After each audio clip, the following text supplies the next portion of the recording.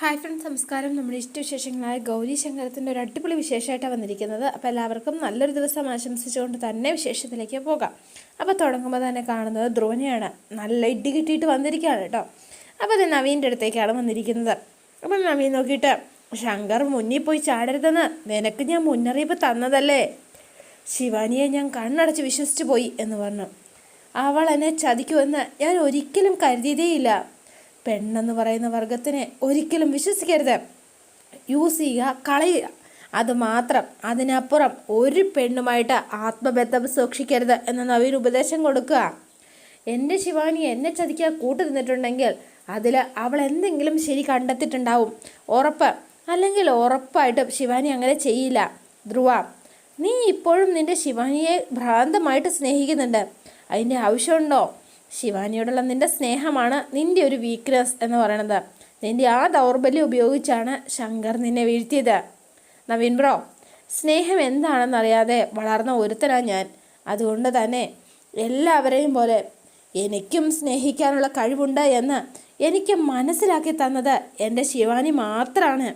ഇപ്പം ഞാൻ ഈ അവസ്ഥയിൽ കിടക്കുമ്പോൾ പോലും എനിക്ക് അവളോട് യാതൊരു ദേഷ്യവുമില്ല. മുമ്പ് എങ്ങനെ സ്നേഹിച്ചോ അതുപോലെ തന്നെ ഞാൻ സ്നേഹിക്കുന്നുണ്ട്. ശങ്കർ ഭായിക്ക് എൻ്റെ ജീവൻ എടുക്കായിരുന്നു. ഭിക്ഷയായി അയാൾ ജീവൻ തന്നു. എൻ്റെ പൊന്നു ബ്രോ, ഇനി ശങ്കർ ഭായ് ദാനമായി തന്ന ആ ഒരു ജീവിതമാണ് ഞാൻ ജീവിക്കാൻ പോണത്. അയാൾക്ക് എന്നെ കൊല്ലായിരുന്നു, അന്തസ്സുള്ളൊരു മരണം. പക്ഷേ അതുപോലും എനിക്ക് ശങ്കർ ഭായ് നിഷേധിച്ചു. ധ്രുവ, നിൻ്റെ ഉള്ളി കിടന്ന് തിളയ്ക്കുന്നത് എനിക്ക് മനസ്സിലാവുന്നുണ്ട്. അതുകൊണ്ട് നീ വിഷമിക്കണ്ടടാ. നിനക്ക് നിൻ്റെ ജീവൻ ദാനമായി തന്ന ശങ്കറിനെ നമ്മൾ തിരിച്ച് ഒരു പണി കൊടുക്കും. എൻ്റെ ഈ അവസ്ഥയിൽ, ഇതിനേക്കാൾ മോശമായ അവസ്ഥയിൽ ശങ്കർ ഭായിനെ, അയാളെ എനിക്ക് കാണണം. നവീൻ ബ്രോയ്ക്ക് എനിക്ക് വേണ്ടിയിട്ട് എന്ത് ചെയ്യാൻ പറ്റും എന്ന് ചോദിച്ചു. ശങ്കർ മഹാദേവനെ തല വെട്ടിയെടുത്ത് ഞാൻ നിൻ്റെ കയ്യിൽ വെച്ച് തരാം. എന്താ, അത് മതിയോ നിനക്ക് എന്ന് ചോദിച്ചു. നവീൻ ബ്രോ, നടക്കുന്ന കാര്യം എന്തെങ്കിലും ഉണ്ടെങ്കിൽ അത് പറ. ഇത് നടക്കും, നടത്തിയിരിക്കും ഈ നവീൻ എന്ന് പറഞ്ഞു. എങ്ങനെ? ധ്രുവ, എല്ലാ മനുഷ്യർക്കും എന്തെങ്കിലും ഒരു വീക്ക്നെസ് ഉണ്ടാവും. നിന്റെ വീക്ക്നെസ് എന്ന് പറയുന്നത് ശിവാനിയാണ്. അതുപോലെ തന്നെ ശങ്കർ മഹാദേവനും ഒരു വീക്ക്നെസ് ഉണ്ട്. ഗൗരി എന്ന് പറഞ്ഞു. അല്ല, ഗൗരിയല്ലേ ശങ്കർ ഭായിയുടെ വീക്ക്നെസ്? വടക്കനാഥനും ഗൗരിയും മാത്രമല്ല, മറ്റൊരൊന്നുകൂടി ശങ്കറിൻ്റെ വീക്ക്നെസ് ആണ്. അതെന്താന്ന് വെച്ചാൽ നമ്മൾ ശങ്കറിന് പണി കൊടുക്കാൻ പോകുന്നത് ആ വഴിക്ക് തന്നെയായിരിക്കും എന്ന് പറഞ്ഞു. എൻ്റെ മനസ്സിൽ കൃത്യമായൊരു പ്ലാനിങ് ഉണ്ട്. എന്താന്ന് വെച്ചാൽ, നാളെ നമ്മളെ കാണാനായിട്ട് ഒരാൾ വരുന്നുണ്ട്. അവരെ വെച്ചിട്ടായിരിക്കും ഇനി നമ്മൾ ഈ പ്ലാൻ ഓപ്പറേറ്റ് ചെയ്യാൻ പോണത്. ശിവാനി ഉപയോഗിച്ച് നിന്നെ ലോക്ക് ചെയ്ത ശങ്കർ മഹാദേവന് അതേ നാണയത്തിൽ തന്നെ നമ്മൾ ഒരു തിരിച്ചടി കൊടുക്കുന്നു. ഒരമിട്ടം പണി തന്നെ. ഇത്തവണ ശങ്കർ മഹാദേവൻ എന്ന കൊമ്പൻ അത് ചെരിഞ്ഞിരിക്കും. അതൊരു ഒന്നൊന്നര വീഴ്ചയായിരിക്കും. നീ കണ്ടോ എന്ന് പറഞ്ഞുകൊണ്ട് ഇവന്മാർ ഭയങ്കര കണക്കുകൂട്ടൽ ഇങ്ങനെ ഇരിക്കുകയാണ് അടുത്ത പണിയുമായിട്ട് കേട്ടോ. അപ്പോൾ ആവശ്യത്തിന് വാങ്ങിച്ചു കൂട്ടിയിട്ടുണ്ട് നമ്മുടെ ധ്രുവൻ. ഇതും പോരാഞ്ഞിട്ടാണ് ഇനി അടുത്ത പണിക്ക് ഇറങ്ങണത്. പിന്നെ കാണുന്നത് നമ്മുടെ ചാരങ്ങാട്ട് വീട്ടിലാണ്. അപ്പോൾ പിറ്റേ ദിവസം രാവിലെ ഗൗരിയോട് റെഡിയാകാനൊക്കെ ശങ്കു പറഞ്ഞിട്ടുണ്ട്. ആൾ രാവിലെ തന്നെ കുളിയൊക്കെ കഴിഞ്ഞ് നല്ല ഫ്രഷായിട്ട് ദണ്ട എത്തിയിരിക്കുകയാണ്. എന്നിട്ട് ഒന്ന് ഡ്രസ് ചേഞ്ച് ചെയ്യാനായിട്ട് പോകുന്നു. അപ്പോൾ മേക്കപ്പൊക്കെ ഇടണമല്ലോ. അപ്പോൾ ഈ പൊട്ടൊക്കെ കുത്തി ഇങ്ങനെ നിൽക്കുന്ന സമയത്താണ് നമ്മുടെ ശങ്കർ അങ്ങോട്ടേക്ക് വരണത്. കയ്യിലൊരു സാധനം മാറ്റി പിടിച്ചിട്ടുണ്ട്. സാരിയാണ് കേട്ടോ, സെറ്റും മുണ്ടും. ആ, എന്താ ശങ്കു? മോനെ ശങ്കു, ഈ നോട്ടം, ആ നോട്ടം അത്ര ശരിയല്ലല്ലോ. എന്തേ? എൻ്റെ മോളെ, എടി പ്രൊഫസറുടെ മോളെ, കെട്ടിയോനെ സ്വന്തം കെട്ടിയോളെയല്ലേ നോക്കേണ്ടത്. അതിൽ യാതൊരു തെറ്റുമില്ല കേട്ടോ എന്ന് പറഞ്ഞു. ഓഹോ, അങ്ങനെയാണോ? എന്നാൽ ഈ കെട്ടിയവനോട് ഞാനൊരു കാര്യം ചോദിച്ചിട്ടെ. ചോദിച്ചോ? എന്താന്ന് വെച്ചാൽ നീ ചോദിക്കേ. നീ ധൈര്യമായിട്ട് ചോദിക്കുന്നേ. ആ, ഉമ്മയൊന്നും ചോദിക്കരുത് കേട്ടോ, ഞാനിപ്പോൾ ഇത്തിരി ബിസിയാണ്, അതുകൊണ്ടാണ്. എൻ്റെ ശങ്കുവിന് എന്താണാവോ ഇത്ര ബിസി? ഇത് തന്നെ. ഏത് തന്നെയെന്ന്? ദാ നോക്ക്, ഇത് തന്നെ എന്ന് പറഞ്ഞു. നല്ല ബിസി കേട്ടോ, ഭയങ്കര പണിയായിരുന്നില്ലേ ഞാൻ. ഇതെന്താ സെറ്റും മുണ്ടൊക്കെ ആയിട്ട്? എൻ്റെ കിടാവേ, ഇന്ന് നീ ഈ സെറ്റ് സാരി ആയിട്ടാ ഉടുക്കേണ്ടത്. എന്താ ശരിക്കും ശങ്കുവിൻ്റെ പ്ലാൻ? നമ്മളെങ്ങോട്ടാണ് പോണത്? അതെ പറയാട്ടോ, ഇന്ന് എൻ്റെ ലൈഫിലെ ഏറ്റവും പ്രധാനപ്പെട്ടൊരു ദിവസമാട്ടോ. നീ ഈ പത്രവും മനസ്സിലാക്കിയാൽ മതി കേട്ടോ. അതുകൊണ്ട് എൻ്റെ പെണ്ണെ, നീ പ്രതീക്ഷിക്കാത്ത ഒരു കാര്യം, പ്രതീക്ഷിക്കാത്തതെന്ന് പറയുമ്പോൾ നീ ഒരു പ്രതീക്ഷിക്കാത്തൊരു കാര്യം ഇന്ന് നടക്കാൻ പോവാണേ എന്ന് പറഞ്ഞു. അല്ല, അതെന്താണെന്ന് ഒന്ന് പറയേ. അങ്ങനൊന്നും പറയാൻ പറ്റൂല കേട്ടോ.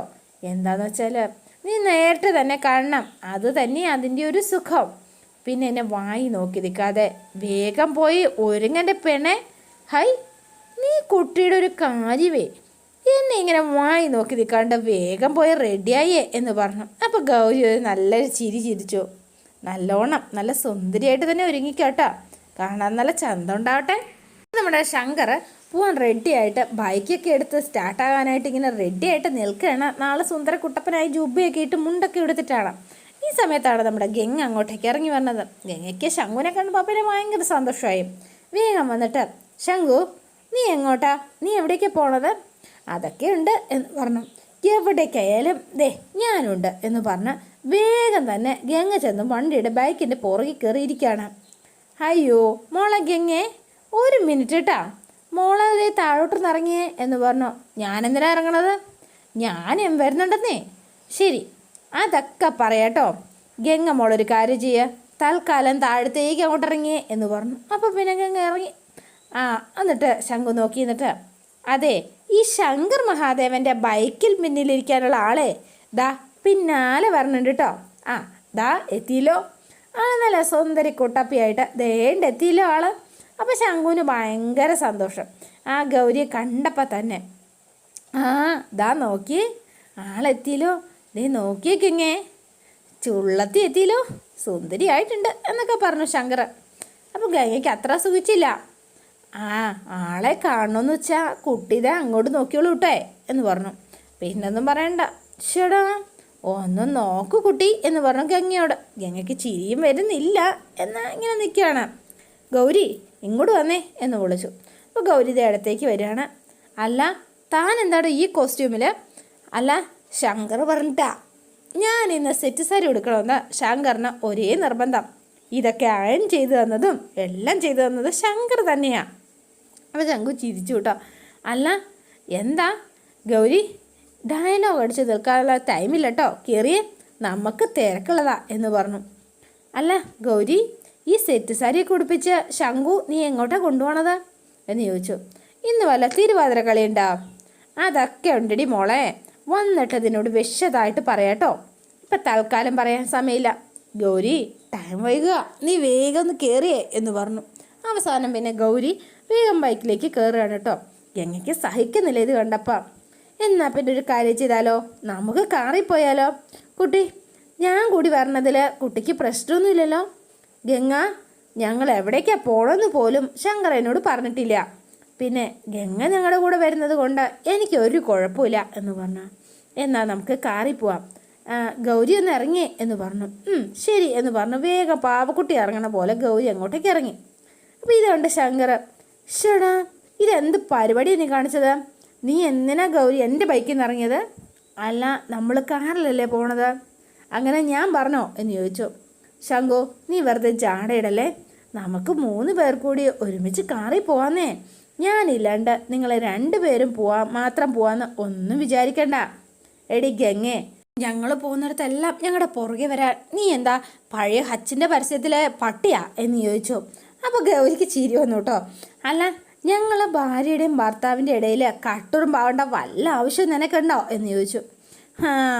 അതെ, ചിലപ്പോൾ ഞാൻ കട്ടുറുമ്പായി എന്നൊക്കെ ഇരിക്കും, അതൊക്കെ സഹിക്കേണ്ടി വരും എന്ന് പറഞ്ഞാൽ.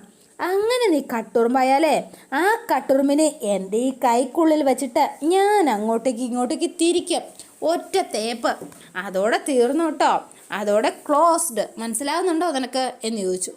അപ്പം പിന്നെ ഒന്നും പറയാൻ പറ്റില്ല.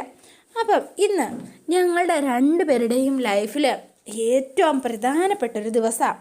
അതുകൊണ്ട് ഇന്നത്തെ ദിവസം ഒരു കട്ടുറുമ്പിനെയും പ്രോത്സാഹിപ്പിക്കുന്ന ഒരു പ്രശ്നവുമില്ല കേട്ടോ, മനസ്സിലായോ നിനക്ക്? എന്നാൽ പിന്നെ എൻ്റെ മോളെ നിനക്കൊന്ന് കയറിയിരിക്കാൻ പറ്റുമോ എൻ്റെ ഗൗരിയെ എന്ന് ചോദിച്ചു. അവസാനം ഗൗരി ഇതേ വണ്ടിയിലേക്ക് കയറി. എന്നെ നല്ല മുറുക്ക പിടിച്ചിരിക്കണം കേട്ടോ, ഞാൻ നല്ല സ്പീഡിലായിരിക്കും കേട്ടോ നമ്മൾ പോണത്, കുഴപ്പമില്ല ഞാൻ പിടിച്ചോളാം എന്ന് പറഞ്ഞു. അതെ, കുട്ടി പേടിക്കൊന്നും വേണ്ട കേട്ടോ, ശങ്കർ അത്ര സ്പീഡിലൊന്നും പോവില്ല എന്ന് പറഞ്ഞു ഗംഗ. ആര് പറഞ്ഞു പേടിക്കണ്ടെന്ന്? കുട്ടി പേടിക്കണം, നല്ലോണം പിടിച്ചിരിക്കട്ടോ, അടുത്തിരിക്കുന്നേ മുറുക്കി പിടിക്കുക. അവസാനം അടുത്തിരുന്ന് ശംഖു ഒന്ന് മുട്ടി ഉരുമിയിരുന്നോ എന്നൊക്കെ പറഞ്ഞു. സ്വന്തം കെട്ടിയോനല്ലേ, നീ എന്തിനാ മോളെ ഇത്ര നാണം? അപ്പോൾ അതേ ശംഖുവിനെ വട്ടം കെട്ടിപ്പിടിച്ച് ഗൗരിയും ശങ്കറൂടെ. അപ്പം കട്ടുറുമ്പേ ശരിട്ടാ, ഞാനും എൻ്റെ കിടാവും ഇപ്പം തിരിച്ചിടട്ടോ എന്ന് പറഞ്ഞ് ഗംഗയ്ക്കിട്ടൊരു ഉഗ്രം പണി കൊടുത്തിട്ട് ദേണ്ട ഇവർ രണ്ടുപേരുടെ അങ്ങ് പോയി. ഗംഗയ്ക്കതൊരു വല്ലാത്തൊരടിയായിപ്പോയി. ശരിക്കും ഒട്ടും പ്രതീക്ഷിച്ചില്ല. ഗംഗയുടെ മനസ്സ് വേഗം ഓടിച്ചെന്നത് ആ കത്തിലേക്കാണ് കേട്ടോ. അപ്പോൾ ശംഖു പിന്നെ എന്തിനാ എന്നോട് അത്ര ഇഷ്ടമുണ്ടായിട്ട് അകൽച്ച കാണിക്കണത്? എനിക്കിനി അങ്ങനെ തോന്നണതാണോ? അതോ ഗൗരിയോട് ശംഖുവിന് കാണിക്കുന്ന ഈ സ്നേഹം എൻ്റെ മുന്നിൽ ശംഖു അഭിനയിക്കുന്നതായിരിക്കുമോ? ഒന്നും മനസ്സിലാവണില്ലല്ലോ. ആകെ ധർമ്മസങ്കടത്തിലായ ആൾ. അപ്പോൾ ആൾ നേരെ അകത്തേക്ക് ചെന്നു. എന്നിട്ട് വീണ്ടും ആ ലെറ്റർ എടുത്ത് വെച്ച് അതിങ്ങനെ വായിച്ചുകൊണ്ടിരിക്കുകയാണ് കേട്ടോ. അപ്പോൾ ശങ്കർ എഴുതിയത്, ഈ കത്ത് എഴുതിയത് ശംഖു തന്നെ ആയിരിക്കുമോ? എന്തായാലും ഇത് എഴുതിയിരിക്കുന്നത് ഒരു പുരുഷൻ്റെ കൈയക്ഷരം തന്നെയാണ്, അതിൽ സംശയമൊന്നുമില്ല. പക്ഷേ എന്നോട് ഇത്രയധികം സ്നേഹം ഉള്ളിൽ സ്നേഹിക്കുന്ന ശംഖു പിന്നെന്താ ഇങ്ങനെ പെരുമാറുന്നത്? അതിന് കാരണം എന്തായിരിക്കും? എവിടെയോ എന്തോ ഒരു കുഴപ്പമുണ്ടല്ലോ എന്ന് ഗംഗ ഇങ്ങനെ മനസ്സിലാലോചിച്ച് നിൽക്കുകയാണ്. ഈ സമയത്താണ് നമ്മുടെ രാധാമണി തങ്കച്ചി അങ്ങോട്ടേക്ക് വരണത്. പണി ഏറ്റവും മനസ്സിലായി. അപ്പോൾ രാധാമണിയെ കണ്ടപ്പോഴത്തേക്കും വേഗം കയ്യിലിരുന്ന ലെറ്റർ മറച്ചു പിടിച്ചു ഗംഗ. എന്നാ ചായ കുടിക്കാമെന്ന് പറഞ്ഞ് വേഗം ചായ കൊണ്ട് കൊടുത്തു. മോളെ, ശങ്കർ എന്തിനാ ഇങ്ങനെയൊക്കെ ചെയ്യുന്നതെന്ന് എനിക്ക് മനസ്സിലാവുന്നില്ല. എന്താ രാധമായി അതെന്താ ചോദിച്ചത്? ഞാനതിപ്പോൾ മോളേനോട് എങ്ങനെ പറയാം? രാധമ്മയ്ക്ക് ഗംഗ മോളോട് ഒന്നും ഒളിച്ചു വെക്കാനും പറ്റില്ല. അതുകൊണ്ടാ രാധമ്മായി കാര്യം എന്താണെന്ന് വെച്ചാൽ പറഞ്ഞോ. ദേ മോളെ, അമ്മായി അങ്ങനെ പറഞ്ഞ കാര്യമൊന്നും ഒരിക്കലും ശങ്കർ അറിയരുത് കേട്ടോ. ഇല്ല, അമ്മായിക്ക് മോള് വാക്ക് തന്നാൽ മാത്രമേ ഞാൻ പറയുള്ളൂ. അല്ല, ശരിക്കും പറഞ്ഞാൽ ആ ഗൗരിയോട് എന്തിനാ ഇങ്ങനെ സ്നേഹം കാണിക്കുന്നതെന്നാണ് എനിക്ക് മനസ്സിലാവാത്തത്. അത് യഥാർത്ഥ സ്നേഹം അല്ല മോളെ.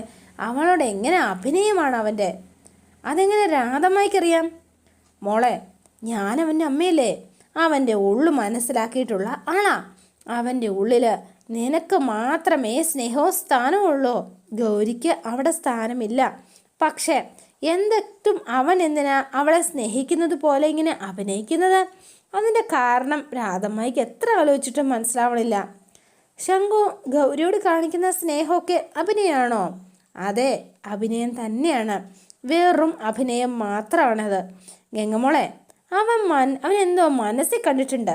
അതെന്താന്ന് ആർക്കറിയാം? കണ്ടു തന്നെ അറിയാം എന്ന് പറഞ്ഞു.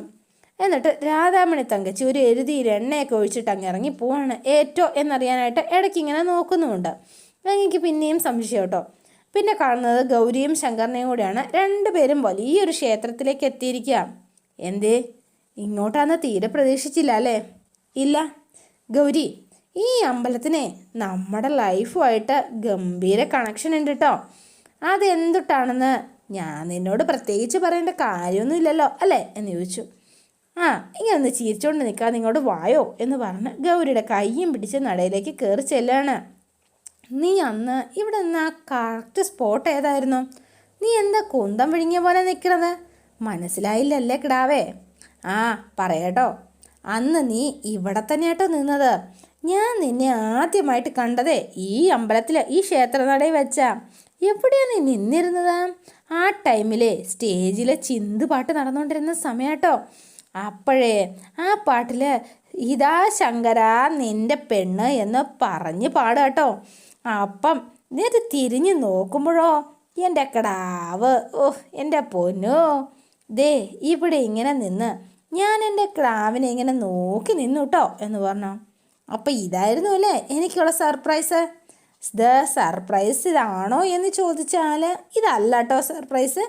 പക്ഷേങ്കിൽ ഇതൊരു സർപ്രൈസാണ്. നിനക്കുള്ള സർപ്രൈസ് യഥാർത്ഥത്തിൽ വരാനിരിക്കുന്നേ ഉള്ളൂ. അപ്പോൾ ഇതായിരുന്നില്ലേ? ഇതൊരു കുഞ്ഞു സർപ്രൈസ്, വലിയ സർപ്രൈസ് വരാനേ ഉള്ളൂ എന്ന് പറഞ്ഞു. അപ്പോൾ വീണ്ടും ഗൗരിക്ക് ആശയം. അതെന്താ ശംഖു ഒന്ന് പറയാം, അതെന്താന്നൊക്കെ പറയാന്നേ. ശംഖു വെറുതെ എന്നെ ടെൻഷൻ അടുപ്പിക്കാതെ ഒന്ന് പറഞ്ഞ് എന്താ സർപ്രൈസ്? പറയാം ഗൗരി, ഇന്നത്തെ ദിവസം നിൻ്റെ ലൈഫിൽ ഏറ്റവും പ്രധാനപ്പെട്ടൊരു ദിവസമാണ് കേട്ടോ. ഒരു പ്രധാനപ്പെട്ട കാര്യം നിൻ്റെ ലൈഫിൽ ഇന്ന് നീ ചെയ്യാൻ തുടങ്ങുക. നിനക്കറിയാലോ, മഹാദേവൻ എൻ്റെ വീക്ക്നെസ്സാണ്. അതിന് മഹാദേവൻ്റെ പെർമിഷൻ വാങ്ങിക്കാൻ വേണ്ടിയിട്ടാണ് ആദ്യമായിട്ട് നമ്മൾ കണ്ട ഈ സ്പോട്ടിലേക്ക് മഹാദേവൻ്റെ അമ്പലത്തിൽ തന്നെ നിന്നെയും കൂട്ടിക്കൊണ്ട് ഞാൻ വന്നത്. എന്താ പ്രധാനപ്പെട്ട കാര്യമെന്ന് ഒന്ന് പറഞ്ഞൂടെ പ്ലീസ്? തിരക്ക് കൂട്ടല്ലേ മോളെ, അതൊന്നും ഇപ്പം പറയാൻ പറ്റൂല. ആ പിന്നെ അതൊക്കെ ഒരു സസ്പെൻസ് എന്ന് പറഞ്ഞാൽ വെറും സസ്പെൻസ് അല്ല. അതെന്താ കുട്ടിശങ്കര അത്രയും വലിയ സസ്പെൻസ്? എൻ്റെ കിടാവേ, നീ മുല്ലപ്പൂമ്പൊടി ഏറ്റ് കിടക്കും കല്ലിനുമുണ്ടാം സൗരഭ്യം എന്നാണല്ലോ ചൊല്ല്. നിനക്ക് ചില തൃശ്ശൂർ ഭാഷയൊക്കെ വഴങ്ങി വരണം കേട്ടോ. അടിപൊളി, സൂപ്പർ. എന്താ കാര്യം ഒന്ന് പറ ശങ്കു പ്ലീസ്. നീ ഒന്ന് ഊഹിച്ചേ എന്തായിരിക്കും കാര്യം? എങ്കിൽ നിനക്ക് സ്പോട്ടിലൊരു സമ്മാനം തരും കേട്ടോ. അല്ല, നമ്മൾ സിനിമയ്ക്ക് പോകുന്നുണ്ടോ? അതൊരു സർപ്രൈസ് അല്ലല്ലോ. സർപ്രൈസായിട്ട് ഞാൻ ഇന്ന് ആരെങ്കിലും കാണുന്നുണ്ടോ എന്ന് ചോദിച്ചോ. എൻ്റെ കൂടെ പഠിച്ച ആരെങ്കിലും? അങ്ങനെയാണെങ്കിൽ അതാരായിരിക്കും? നിൻ്റെ കട്ട ഫ്രണ്ട് വിനീത്? ഇപ്പം എനിക്ക് മനസ്സിലായി അല്ലേ? ശരിക്കും പറയേ. അവൾ വിനീതിനെ തന്നെയാണ് ഞാൻ കാണാൻ പോണത് എന്ന് ഗൗരി അങ്ങ് ഉറപ്പിച്ചു. അല്ല, അതെങ്ങനെയാണ് ശരിയാകുക? വിനീതിനെ ശങ്കറിന് എങ്ങനെ കിട്ടി? അല്ല, ശങ്കറിന് അറിയുക പോലും ഇല്ലല്ലോ. പറയൂ ശങ്കു, അവളെ എങ്ങനെയാണ് കിട്ടിയത് എന്ന് ചോദിച്ചു. അവൾക്ക് എങ്ങനെയാണ് ശങ്കറിനെ മനസ്സിലായത്? ഒന്നിനും ഉത്തരവില്ല. അതൊന്നും അല്ല, അതാവാൻ വഴിയില്ല. വിനീത് ഇവിടെ വന്നാൽ എന്നെ വിളിക്കാതിരിക്കില്ലല്ലോ. അല്ല, അതോ ഇനി അത് തന്നെയാണോ എന്ന് ചോദിച്ചു. പറ ശങ്കു പ്ലീസ്. ശരി, മതി. ഇനി ടെൻഷൻ അടിച്ച് നീ വെറുതെ തല പുകയ്ക്കാൻ നിൽക്കണ്ട. നമ്മൾ മനസമാധാനത്തോടെ പോയി നമുക്കൊന്ന് തൊഴുത് പ്രാർത്ഥിച്ച ശേഷം ഞാനത് പൊളിക്കാട്ടോ. എന്നാലും ഇതെന്തായിരിക്കും? തൽക്കാലം എൻ്റെ പ്രൊഫസറുടെ മോളെ നീ ഒരുപാട് ആലോചിച്ച് തല പുകയ്ക്കാൻ നിൽക്കണ്ട. വാ ഇങ്ങോട്ടോ എന്ന് പറഞ്ഞുകൊണ്ട് രണ്ടുപേരും ഇതേ തൊഴുത് പ്രാർത്ഥിക്കാനായിട്ട് ചെന്ന് നിൽക്കുകയാണ്. എന്നിട്ട് മഹാദേവൻ്റെ മുന്നിൽ കൈകൂപ്പി എന്നിട്ട്, എൻ്റെ മഹാദേവ, നീ എനിക്ക് കാണിച്ചു തന്ന എൻ്റെ കിടാവിനെയും കൊണ്ട് നിൻ്റെ സന്നിധിയിലെത്താമെന്ന് ഞാൻ പറഞ്ഞിരുന്നതാണ്. അപ്പോൾ ഇത് ഞാൻ എൻ്റെ കിടാവിനെ എനിക്ക് സമ്മാനിച്ച ആ കിടാവിനെയായിട്ട് ഞാനിതേ ഇപ്പോൾ ഈ നിമിഷം മഹാദേവൻ്റെ മുന്നിൽ കൊണ്ടുവന്നിരിക്കാട്ടോ എന്നൊക്കെ പറഞ്ഞ് കണ്ണടച്ച് നിന്ന് തൊഴുത് പ്രാർത്ഥിച്ച് മുഖത്തോട് മുഖം നോക്കി നിൽക്കുകയാണ് ശങ്കറും ഗൗരി. അതോടെയാണ് ഇന്നത്തെ വിശേഷം അവസാനിക്കുന്നത്. ഇനി നാളത്തെ വിശേഷം ഇതിലും ഗംഭീരമാണ്. അപ്പോൾ എല്ലാവരും വെയിറ്റ് ചെയ്യുക. ഇഷ്ടപ്പെട്ടുവെങ്കിൽ ലൈക്ക് ചെയ്യുക, ഷെയർ ചെയ്യുക. തൊട്ടടുത്ത് ആ ബെൽ ബട്ടൺ കൂടെ ഒന്ന് ഞെക്കുകയാണെങ്കിൽ ഞാൻ ഇടുമ്പോൾ തന്നെ നോട്ടിഫിക്കേഷൻ ലഭിക്കുന്നതായിരിക്കും. പുതുപുത്തൻ വിശേഷമായിട്ട് എത്താം. Bye and see you again.